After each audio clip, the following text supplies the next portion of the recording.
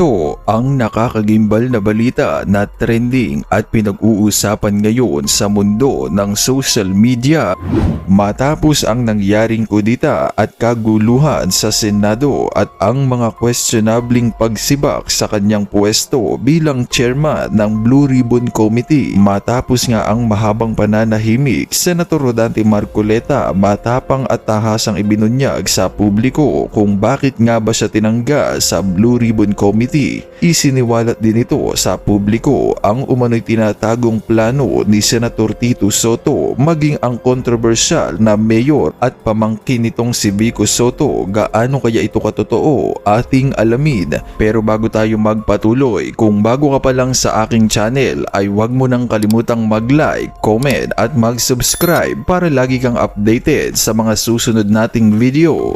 Sa pinakahuling episode ng programang Saganang Mamamayan ng Net25 ay nagpakita nga ng kanyang saloobin ang senador na si Rodante Marcoleta patungkol sa pagkatanggal nito bilang chairman ng Blue Ribbon Committee. Ayon pa nga sa balita, inilahad ni Senator Rodante Marcoleta ang tunay umanong dahilan kung bakit nagkaroon ng biglang pagbabago ng liderato sa Senado, kung saan pinalitan ni Senator Tito Soto si Senate President Chis Escudero. Tila kino-question din ni Senator Rodante Marcoleta ang motibo ni Senate President Tito Soto kaugnay sa mga hakbang laban sa mga karibal sa politika ng kanyang pamangkin na si Vico Soto. Kapansin-pansin rin aniya ang tila pagiging aktibo nitong si Vico Soto sa mundo ng politika, kaya tila iniuugnay ito ng ilan sa naging panukala noon ni Tito Soto sa Senado na ibaba ang edad ng gustong tumakbo bilang Pangulo. Kaya naman narito nga ang full video kung saan matapang na ibinunyag ni Senator Marcoleta ang umano'y totoong dahilan kung bakit nagkaroon ng biglaang kudita sa loob ng Senado na siyang tila nag-iwan ng isang malaking katanungan sa marami nating mga kababayan.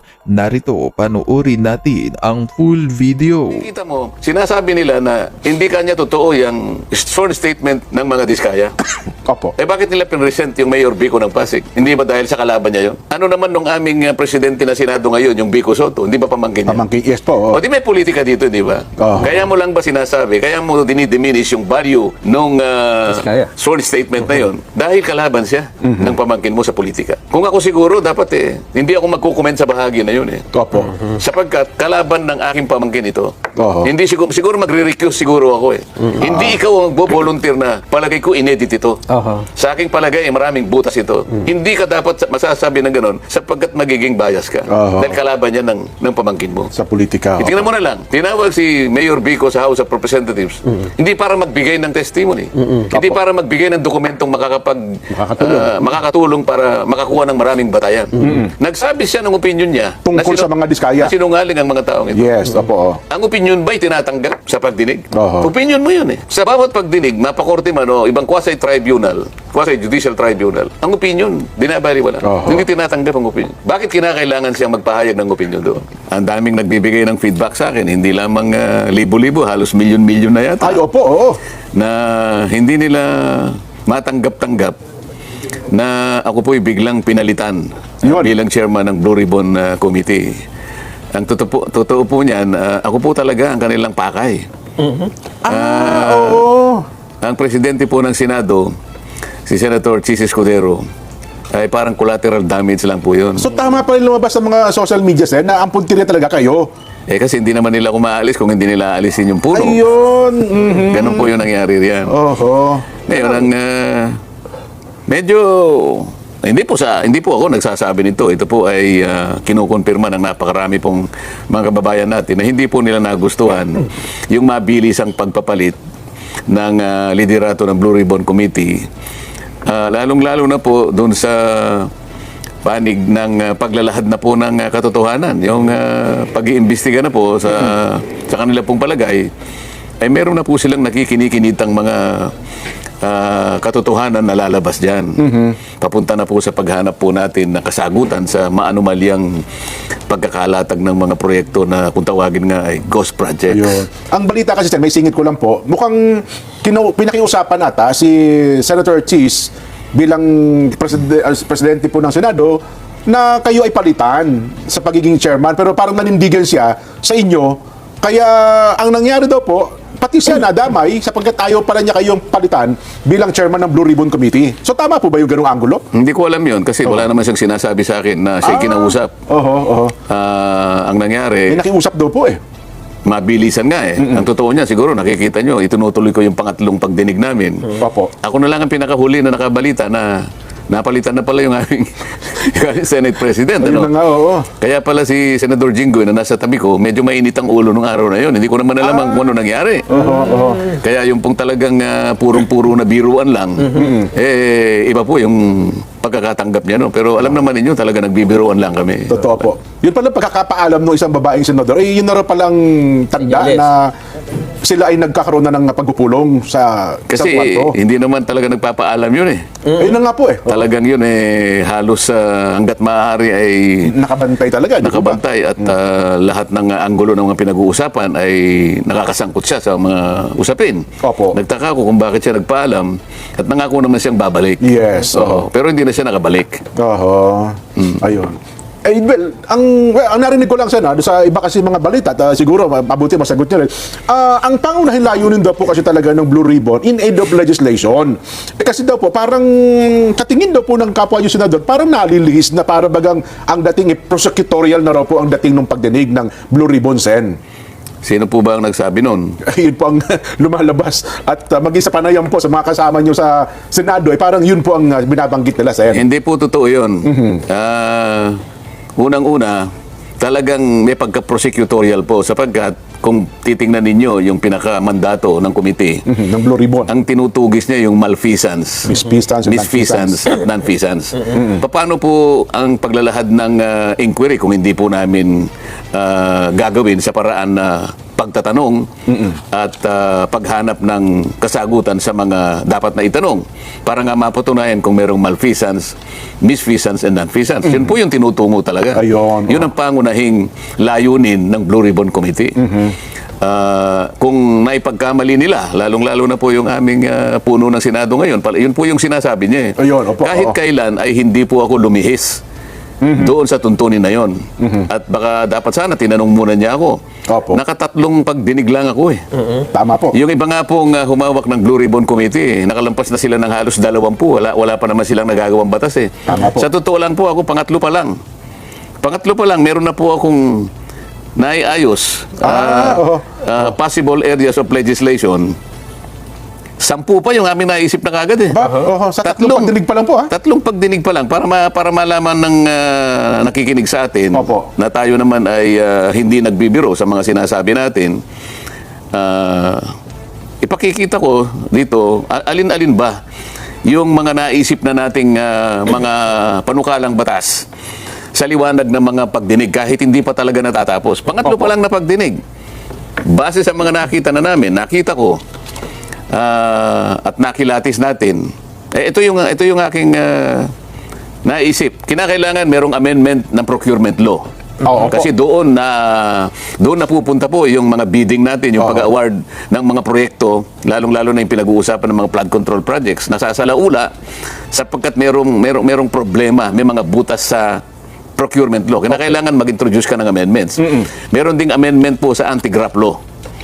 As dito kinakailangang mapatibayan siguro kung hindi man dapat itaas siguro pati yung pagpaparusa dito kinakailangan ibigyan talaga ng impetus dito eh. Opo. Pwede rin nating meron po kaming iniisip na amendments po sa contractors licensing law. Ito yung sakop ng PICAB, ano? PICAB, opo. Meron tayong amendment sa witness protection law o yung tinatawag na stand-alone bill, no? Meron tayong naiisip na amyenda doon sa ating AMLA. Anti-Money Laundering Council. Anti-money. Nakita naman ninyo kung saan isip-isipin nyo yung isa sa mga nag-testify doon. Sa isang araw, kaya niyang magpatalo ng halos 14 o 15 milyon. Ito parang ang ginagamit nila, laundry area yung mga kasino natin. Kaya dapat magkaroon ng amyenda sa AMLA, sa batas sa AMLA. Nakikita rin natin ang pangangailangan para i-amend yung ating Securities Regulation Code. Sapagkat dito pumapasok ang ilang mga kawatan, yung sindikato, ginagamit nila na pasilidad itong areang ito. At dito, idadagdag natin yung False Claims Act. Ito yung, kung tawagin ay writ of quitam. Yung bang pwedeng payagan kahit isang mamamayan lang, kahit isang Ordinaryo. karaniwang mamamayan na maghain siya ng ng asunto laban sa mga opisyal ng pamahalaan. Ang kondisyon lamang kapag hindi ito binigyan ng atensyon ng ating Department of Justice. Halimbawa, in 30 days, kailangan umaksyon ng Department of Justice. Pag hindi siya umaksyon, meron ng karapatan na maghain yung karaniwang mamamayan. Sa laki at sa lawak ng pangyayari, iskandalo na nakita natin sa mga proyektong flood control na yan, na kailangan nating siguro makagawa ng ganitong uri ng batas also. Kailangan din nating pasiglahin yung kailangan ma-approve na natin itong Whistleblowers Protection Act na nakabinbin pa ngayon. Meron pa tayong Heavy Equipment Registration Act. Sapagkat itong ginagamit nilang mga kasangkapan, mga makinarya sa mga proyekto, wala naman listahan ito eh. Ginamit na nila sa ganitong proyekto, pipilitin pa nila kunwari na isulat na ginamit sa ganito. Hanggang Mindanao eh, lima lang ang makinarya mo eh. Ang project mo mahigit na 50, ibig mo sabihin eh, iisa lang ang ginagamit mo makinarya. So, saka ang pang-10 ay kailangan meron tayong flooding master plan. Master plan, So, dito pa lamang, nakakatatlong pagdinig pa lang ako, meron na akong 10 panukalang batas na gusto kong maipundar natin. Para sa ganun ay ma-address natin ang mga problema kaugnay nitong maanumalyang paglustay ng ating kabangbayan. So yung punto ng in aid of legislation, Sen, Pangunahin. iyon po. Pangunahin, hindi lang maiiwasan na talagang akala mo, meron nagpo-prosecute ka. Talagang ganun eh, kailangan mo magtanong eh. Kailangan mo magpalitaw ng ebidensya eh. Paano mo ngayon mapangangatwiranan na ang dami palang ganitong mga anomalya kung hindi ka kukuha ng tao na tutulong sa'yo. Kaya ko lang naimungkahe na kung sino man po ang gustong nagsalita na, ay nakausap ko na po yung DOJ na nakahanda po silang tulungan kayo. Basta sasabihin po ninyo yung katotohanan at maituro ninyo yung mga taong nasa likod. Ayun. Mas malalaki sa inyo. Ang nangyari nga lang, bumaligtad naman ng DOJ. Yun nga. Akalain mo, ito yung nakakapagtaka eh. Opo. Kausap ko ang Secretary ng Department of Justice, Linggo. Kausap ko yung kanyang USEC, siguro Biyernes o Sabado. At nakausap ko pa, bago ko uli makausap ang Department of Justice, Secretary Boyeng Remulla. Alam nyo naman na magkaibigan kami. Ay, opo, kahit sa Congress pa, So, kinumit niya sa akin yun. Okay yan, sabi niya gano'n. Ang totoo niyan, partner naman namin kayo, ang Senado, para maipasa natin itong Whistleblowers Act. Pagtulong-tulungan natin yan. Sige, pangako muna sa kanila na mabigyan natin sila ng provisional immunity. Kaya malakas ang loob ko sapagkat alam ko nakahanda siya na tulungan kung sino man ang tatayo talaga na magsasabi na ng totoo. Dito wala pa kayong tinutukoy kung sino. Wala pa. Naihinuha ko lang. Sabi ko na baka sakali. Baka Sige, may kanya. salita, magturo. Kasi kako, na-upload ko na ito nung nakaraang hearing. Baka kako merong At saka sa programang ito, Sen, noong Biyernes, di ba Oo, sinabi baka niyo merong na, magkusa. Kailangan nakahanda ako. Kaya nga, tumawag na ako sa iyo. At mabuti naman ka ako, tumawag ka na rin sa akin para makonfirma natin na magkaugnay tayo sa layo ng ito. Yung Witness Protection Program, legitimate na remedyo ito eh. Nasa batas ito eh. Pagkatapos sinabi niya, hindi ko basta ma-approve yan. Kinakailangan mo nang isoli muna niya yung mga nakulimbat nila. ito na po yung magkapalitan na po eh. Nagkapalitan na ito. Paano mangyayari yun? Yung sinasabi niyang restitution or indemnification, hindi kasali yun eh. Wala yun sa requirement eh. Hindi pinag-uusapan dito yung pagsusoli ng kung ano. Pwede na siguro pag-usapan sa bandang huli yun. Pero dun sa punto na siya ay nag-a-apply sa'yo, Apply pa lang eh. kaya niya lang gagawin yun, manganganib talaga ang buhay niya, kaya nagpapakover siya ng protection. Nakita mo yung inallege niya na may kinalaman di umano dito sa mga payola, yung mga payouts na yan, 17 congressmen. At 10 mga tao na yung iba ay private individuals at yung iba naman ay mga kawani at opisyalis ng DPWH. Sa mga tweed, 10 sa panig ng DPWH at saka pribadong mga mamamayan at 17 congressmen. O yun naman ang yun naman ang hinihingi ng Witness Protection Program. Mga nganib talaga ang buhay niya sa ginawa niyang pag-expose sa pagsasabi ng katotohanan. Sa panig niya, yun ang totoo eh. Pero yung unang usapan niyo po ni Sec Boying, walang mga ganong condition, Sen? Alam naman niya na wala eh. Kaya basahin mo yung batas. Napakasimple naman ang batas. Ngayon, ito naman aming bagong Pangulo ng Senado ngayon. Yun ang kanyang idinadahilan kung bakit yung sulat na binigay ko na dapat pirmahan niya para umabot sa Secretary of Justice. Nag-research naman ako sabi niya. Ayun na nga po, hindi na nakita ko na kinakailangan palang magsoli. Aha. Ang aking kinalulungkot dito, kung talagang nag-research sila, bakit hindi nila binasa yung batas? Wala namang sinasabing ganun na magbayad ka muna. Isauli mo muna kung ina-allege na ninakaw mo o ano man. Walang iniwan sa yung i-rescue kita. Halimbawa, merong kidnap or ransom. Opo. Halimbawa, itong cameraman natin, i-rescue kita pero magbayad ka muna. Hindi pa, parang mali eh. Kaya mo siya bibigyan ng protection at hindi mo siya hihingi ng kahit ano. Dahil nga doon sa kanyang pagpapahayag, doon sa kanyang pagtulong sa iyo, sa panig ng Estado, magsasabi na siya ng totoo. Kasi mahirap eh. Kung walang tatayo na magwi-witness, sinong mahuhuli natin? Opo, lahat yun, aligasyon, lahat po yun paratang kung walang magsasalita. Hindi ba, Nelson? Parang ka namimingwit eh. Opo. Pag ikaw ay namimingwit, may pain ka. Opo, tama po. Anong gagamitin mong pain? Butete, halimbawa. Bulate. Bulate. Na isda. Para makahuli ka ng malaking isda. Ayun. Pain. Kung walang pain, Walang pain. Sino yung papain? Yung pain, gusto niya proteksyonan mo naman ako. Kakagatin ako niyan eh. So ang pinangako dapat na Sekboy, ano po, provisional. Hindi, sinabi niya, sige, pangakuan mo sila na sa ngayon pa lang, kaya tinawag niya na provisional immunity. Provisional immunity. Magagaling sa akin, Opo. para malaman nila, wag naman ninyo kung ano, wag niyo munang kung ano nung ginagawa nila. Pupunta doon ang BOC, pupunta ang BIR, pupunta yung AMLA. Teka muna, magpa-apply ito eh. Opo. Ito yung proteksyon na hinihingi niya hanggang sa ma-approve na eventually yung kanyang aplikasyon. Walang sinasabi doon na kailangan kang magbayad o magbalik nung inaakala mo na nakulimbat mo. Wala pa eh. Nag-iimbestiga pa lang tayo eh. Paano natin makukwenta kung ano ibabalik? Hindi pa naman, wala pa naman tayo sa estado na yon. doon po sa angulo na ang sabi naman nila, kasi selective ang sinasabi, parang may itinatago, merong pinipili, at ang gusto daw ay magsabi ng tell-all. Walang dapat na itago. Meron pa binabanggit siya, dyan singit ko lang nagsimula doon sila 2016 eh. Bakit daw binabanggit? 2022 lang hanggang sa kasalukuyan, parang may mga tinanggal daw na pangalan eh. Yun ang kanyang sworn statement. Opo. Wala akong magagawa. Ang sinasabi ng aming bagong Senate President, meron daw nagbulong sa kanya na inedit daw yung sworn statement. Isa pa yun. Ito ang medyo mabigat na tanggapin yung pagpaparatang na ganun. May bumulong daw na taga Blue Ribbon Committee. Paano kaya kung malaman niya ang katotohanan na hindi naman alam nung Blue Ribbon Committee na mayroong sworn statement na lalabas nung araw na yun? Yung sworn statement na yun, direktang ibinigay sa akin. Opo. Hindi alam ng Blue Ribbon Committee. Paano mong sasabihin na inedit? Sino mag-e-edit? Diretsong pumunta sa akin. Yun pa. Ako nag-edit. Yung araw na yun binigay, magsisimula na kami. Doon mismo sa hearing. Hindi naman doon sa hearing. Basta kinakailangan. Doon sa araw ng hearing. Ilang oras na yung bago kailangan makuha ko. O pagkatapos sasabihin nila, merong nag-edit. Ito yung nakikita kong parang hindi na tama eh.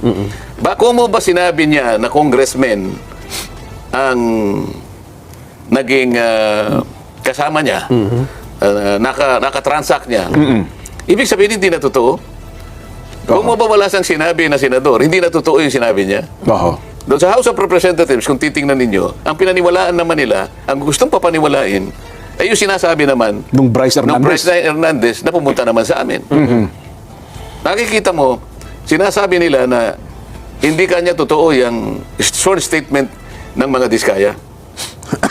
Opo. Bakit nila pinresent yung Mayor Vico ng Pasig? Hindi ba dahil sa kalaban niya yon? Ano naman nung aming presidente na Senado ngayon, yung Vico Soto, hindi ba pamangkin niya? Pamangkin, yes po. O di may politika dito, di ba? Kaya mo lang ba sinasabi, kaya mo dinidiminish yung value nung sworn statement na yon dahil kalaban siya ng pamangkin mo sa politika. Kung ako siguro, dapat hindi ako magkukomment sa bahagi na yun Opo. Sapagkat kalaban ng aking pamangkin ito. Hindi siguro magre-recuse siguro ako Hindi ikaw ang mag-volunteer na palagay ko inedit ito. Sa aking palagay, maraming butas ito. Hindi ka dapat magsasabi ng ganon sapagkat magiging bias ka. Dahil kalaban niya ng pamangkin mo. Sa politika. Itingnan mo na lang. Tinawag si Mayor Vico sa House of Representatives. Hindi para magbigay ng testimony. Hindi para magbigay ng dokumentong makakatulong para makakuha ng maraming batayan. Nagsabi siya ng opinion niya tungkol sa mga diskaya. Na sinungaling ang mga taong ito. Yes, opo. Ang opinion ba'y tinatanggap sa pagdinig? Oho. Opinion mo yun eh. Sa bawat pagdinig, mapakorte man o ibang quasi-tribunal, quasi-judicial tribunal, ang opinion, binabaliwala. Oho. Hindi tinatanggap ang opinion. Bakit kinakailangan siyang magpahayag ng opinion doon? Oho. O pagkatapos, inahanap ko yung Bryce Hernandez. Kasi pinahiram sa House of Representatives at doon ito mistigo.